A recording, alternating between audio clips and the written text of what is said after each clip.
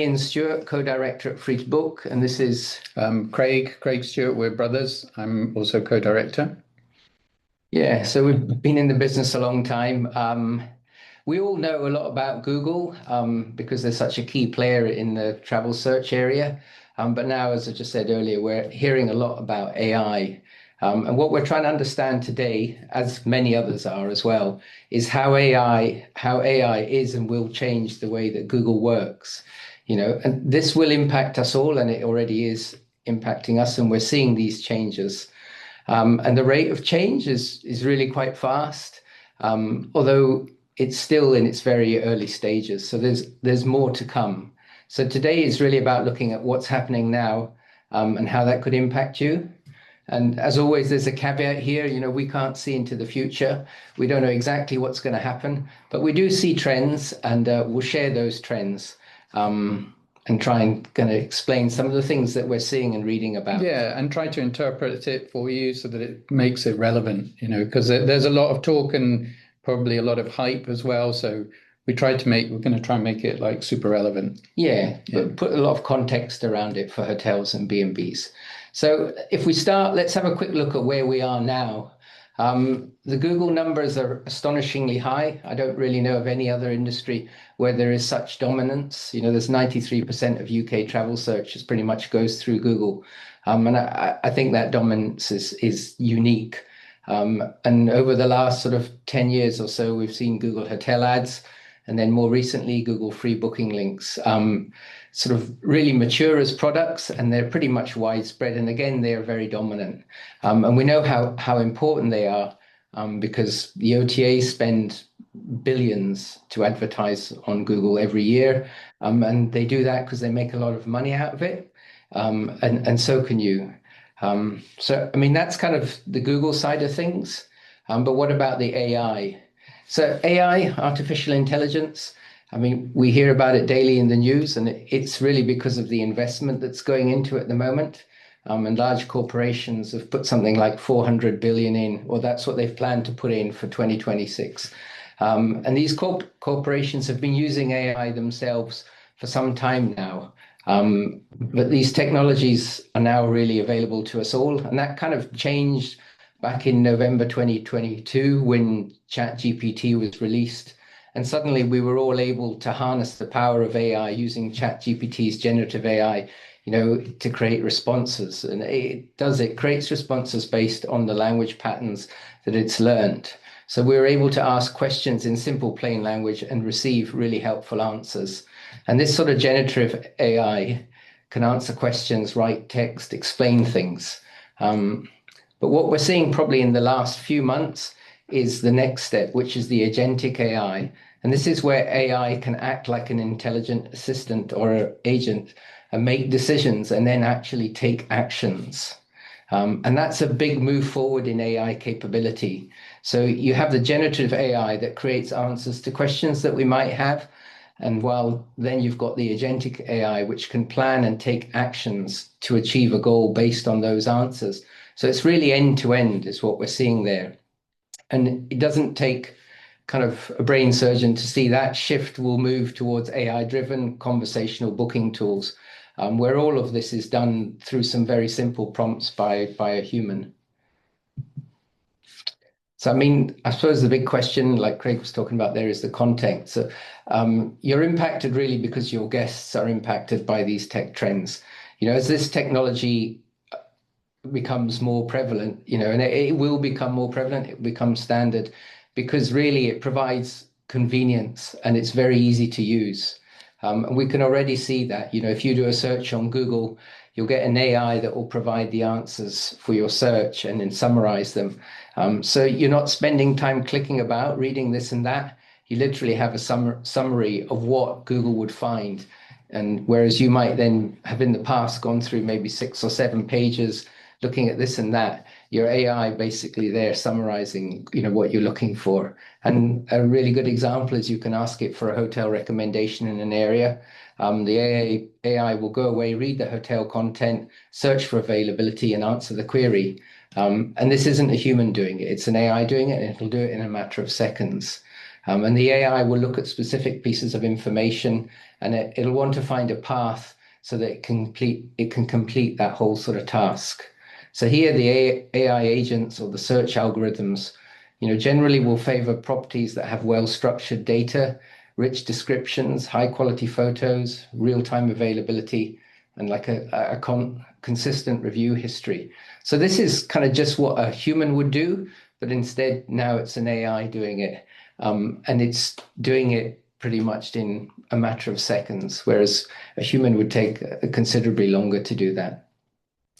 I'm now going to hand over to Craig, and he'll cover a few areas in a bit more detail. Okay, thanks, Ian. Yeah, so I'm going to look a little bit at how, to start with, how Google displays your hotel.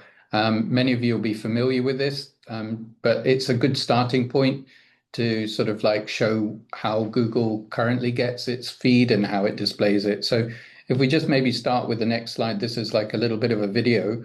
And you can see here I've done a search for Fort William hotels. So this would just be a typical wherever your area is, and I've put in some dates. And then if I view the map, you can see there's a map on the right-hand side and then a list of hotels down the left-hand side. On each one, you can view prices. So these are only hotels where they've got prices. If that hotel didn't have prices, it wouldn't be listed there. So it just looks a bit like an OTA. So I can hover over on the map and see like a guest reviews. I can see what their review rating is. So I'm seeing a little picture, guest reviews, and then I could click on one. In this case, I've clicked on the Gushahan, and I can see their availability there for those dates. I can see they've got the better price direct. It's cheaper than the OTA, so Booking.com and Expedia are higher priced. I can also see the reviews, so I can look at reviews, see some pictures, and then get another overview there, and then maybe just look around again. I might be looking, zooming in, zooming out, see what other alternatives there are. So I think you'll agree it looks pretty much like what an OTA would do today, and Google have kind of they've mimicked that whole choosing and selecting a hotel, which is really, really useful. But let's look maybe at some of the detail and the difference between the Google hotel ads and the Google free links. So on the little panel that you saw earlier, there are two options that hotels can have, and you can see there's the Applegarth Villa, and the top one there is a paid link. So that's the Google hotel ads, and it's roughly we reckon about 7%. So you're paying about 7% advertising cost to get your advert up there. And then the bottom one also the Applegarth, but at the same time, it's in a little orange box. And that one is Google Zero, which is zero commission. Both of them have got official website. I don't know if you can see the little logo next to the name, and it's only if you've got a direct feed into Google that you're allowed to have the official link. So the OTAs can't have that. You're the only one that can have it. And in this case, the Applegarth's being clever, and they've got the best price direct. So they've got a better price than the OTAs. So if we have another look here. So here, if we go back onto a little bit of AI, just some sort of background about what AIs can currently do. Ian talked about sort of the generative AI. They can do sort of complex tasks in language very quickly. So, for example, if I was looking for a complicated multi-city or multi-day itinerary in an area that you could say maybe I wanted to do the Highlands, or maybe I want to do the Lake District, and I said I would like a 5-day itinerary to suggest maybe hotels, restaurants, attractions, activities.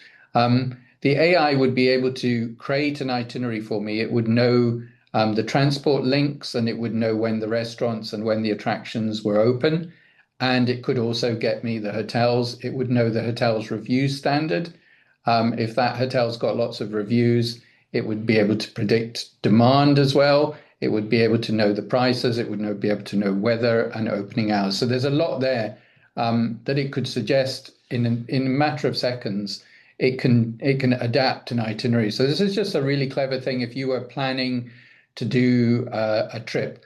And the interesting thing with that is it will all just be on one page. So it'll just be like a chat between you and the AI. So it's not anything, it's not anything, it's not like you're visiting lots of different pages. The AI kind of does that for you. So how does this affect you as a hotel?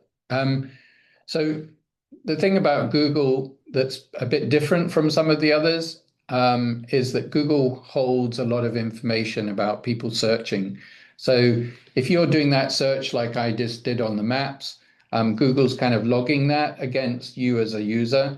If I was going to like a YouTube video about something about the destination, again, Google's gonna know that. Also, if I get some emails about it, it's gonna know. And if I'm on Android, maybe it's also gonna know what I've been doing.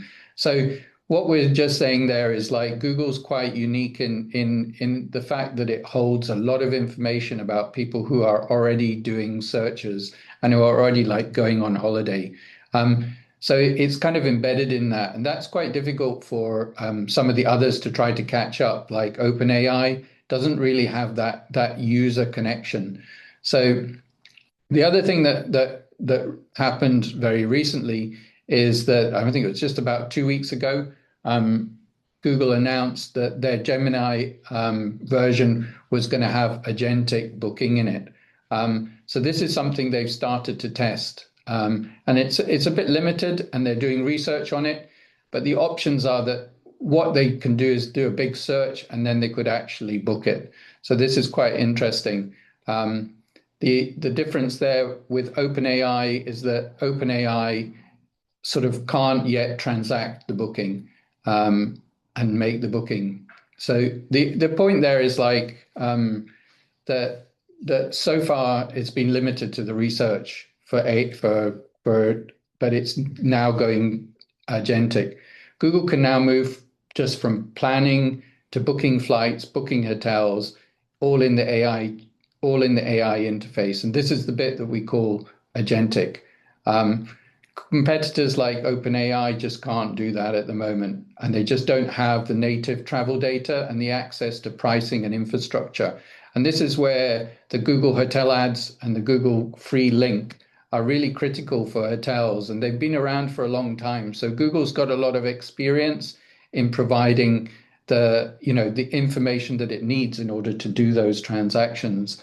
And that's kind of like their superpower. So it all gets planned, priced, and it could potentially also now be booked just all in one go without potentially even leaving the AI's chatbot. So it's just like you do it all in one. And this is kind of, quite an amazing new thing that's coming. So, I mean, it has access to like this whole framework of travel that it's built up over the years, and it's basically using its AI to kind of pull from that. And as Craig says, that includes really critical parts like actual real-time availability and price of hotels. And not everybody's got access to that. And it's got access to that across lots of distribution channels, not just Google itself, but it's got it through the OTAs and that. So it has this vast amount of information that you require in order to make a booking or create a holiday. And it's got this where others simply haven't. So others may be able to interpret the information that they find on the internet and create like a nice itinerary and understand the nuances between the various properties and that by reading the reviews and that. But Google can pull that all together, and it then also has all the booking experience as well, where it can scale all of these things, and it does all of those things already. So that makes it very different to what else is out there. A little video here where I'm typing into, this is Gemini. It's badly spelled, I'm afraid, but I'm looking for like the best price at this hotel, the Kelvin Grove Hotel in Glasgow.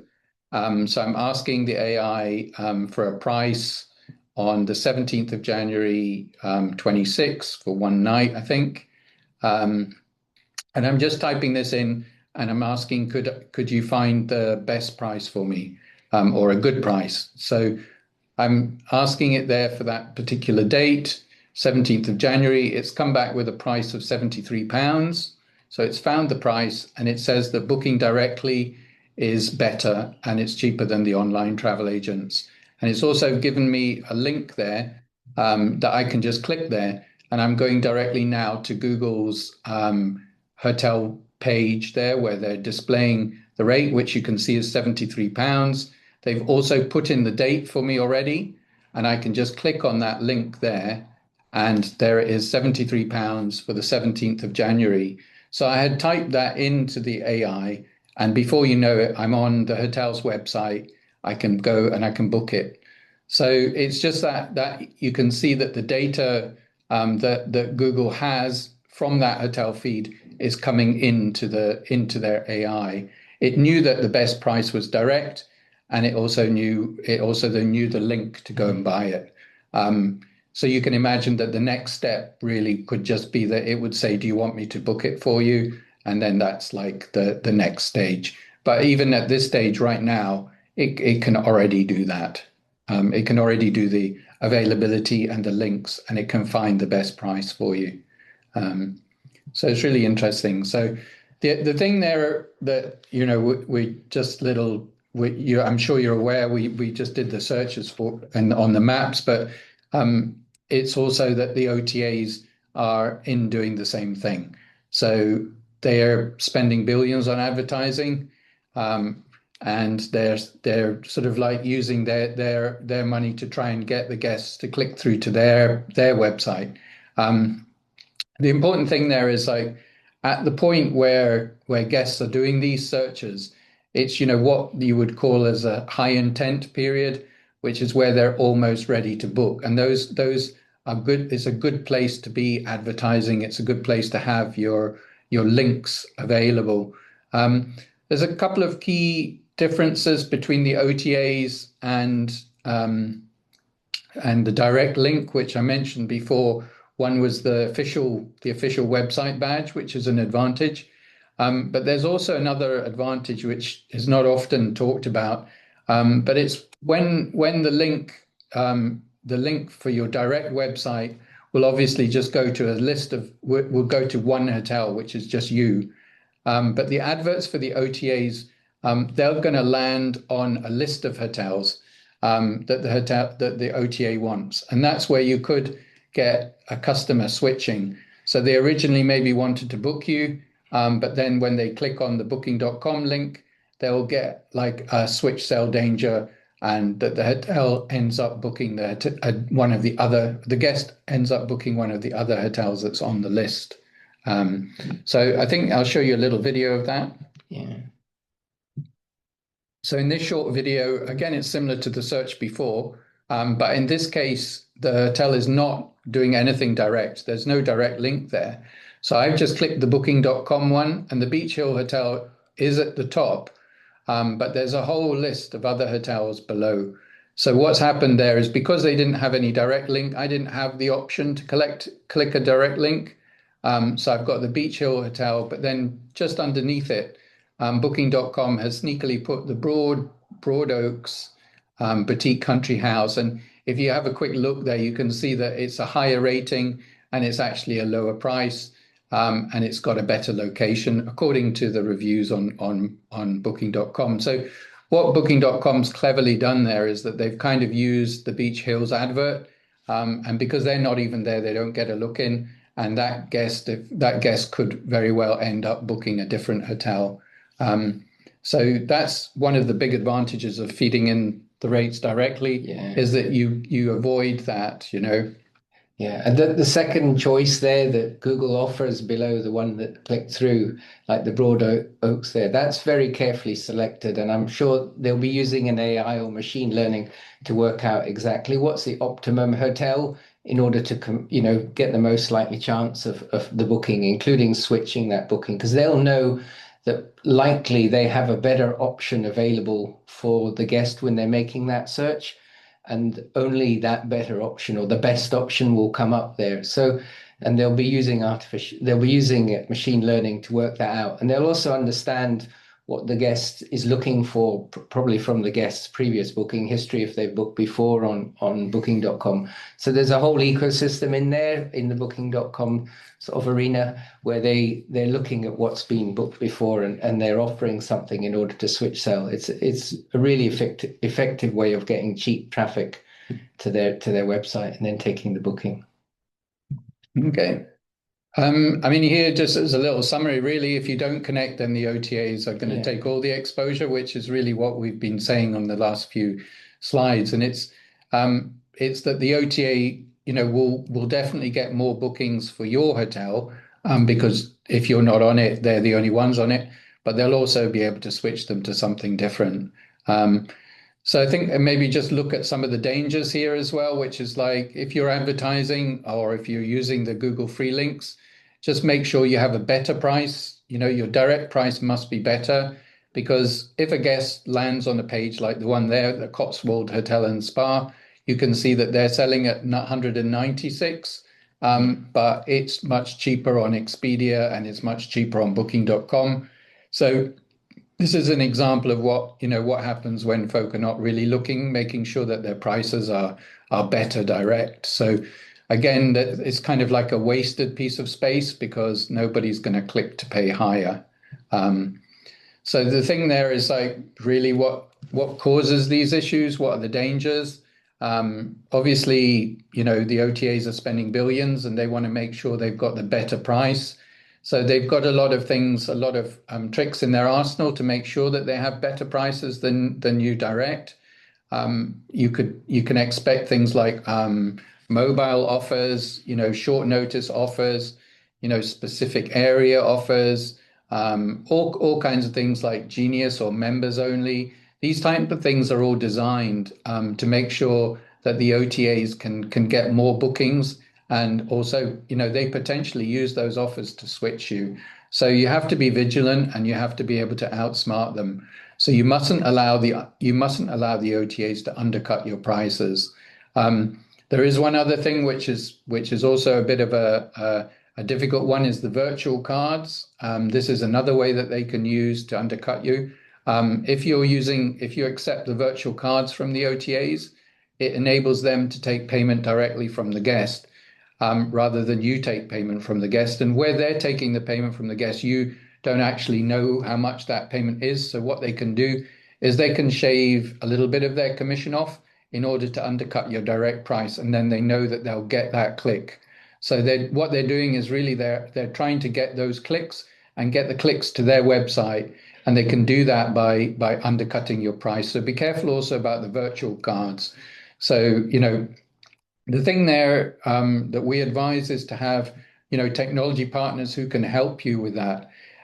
So, I mean, for example, we know we get a feed from Google for every single search that occurs on Google, and they tell us there are literally millions of them.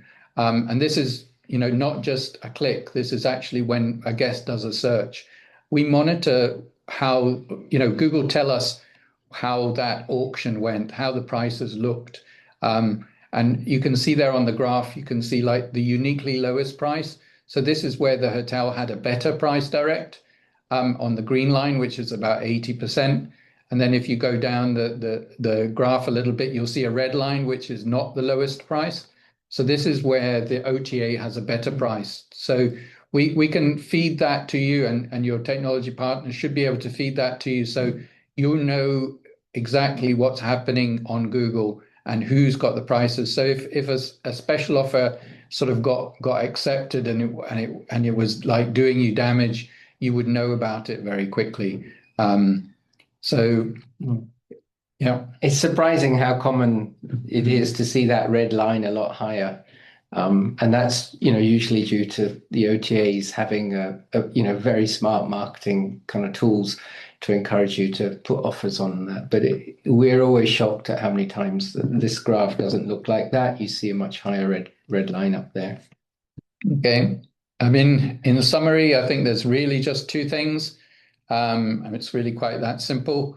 And it's make sure you're on Google, because to be seen is to be booked. And that could be like a human or now it could be a machine.